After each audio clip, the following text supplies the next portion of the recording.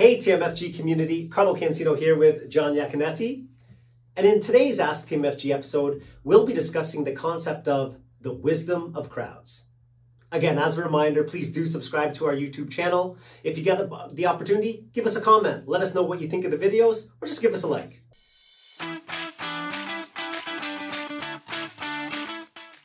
In today's episode, we'll be discussing the concept, the wisdom of crowds. In order to do that, you see we've got this very delicious mason jar of jelly beans. And that's going to help us explain how the wisdom of crowd works. So John, why don't you get us started?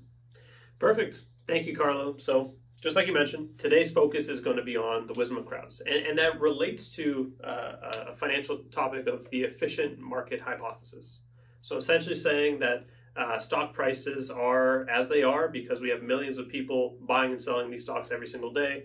One person is no better to predict millions of people buying and selling stocks. Perfect example of that is this jar of jelly beans. And we've actually just had an event recently, and we had a jar of jelly beans, and we had each of our contestants put in a guess as to how much you think will be inside this jar of jelly beans. I would like to tell you, I think I can guess accurately, but that's just not going to be the case. And it turns out that the more people that guess, once we get the average of those guesses, we get closer and closer to the actual number that's inside the jar. So therefore, the wisdom of crowds is much better than just me individually trying to guess and figure out how much is inside the jar.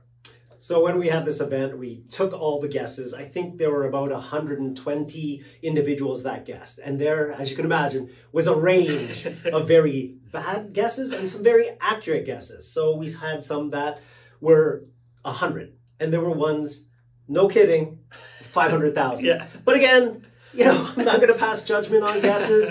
But once you see the individual guesses, it can be very difficult to guess how many jelly beans are in there, just like it's very difficult for one person to know how a specific stock is going to perform.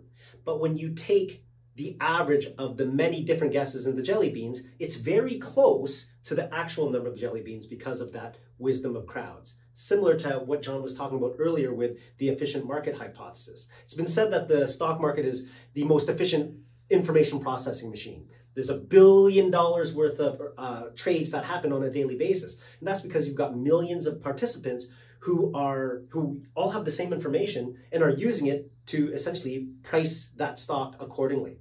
Similar to the jelly beans, take the average of all the guesses, very close to the actual number. Yeah, in the simplest form, it's take your ego out of it. I'm not going to tell you that I know exactly how much is in the jar. We got 100 people to guess. Sure, we're going to get pretty close, right? The same way with the markets. I'm not going to tell you which stock's going to do well this year.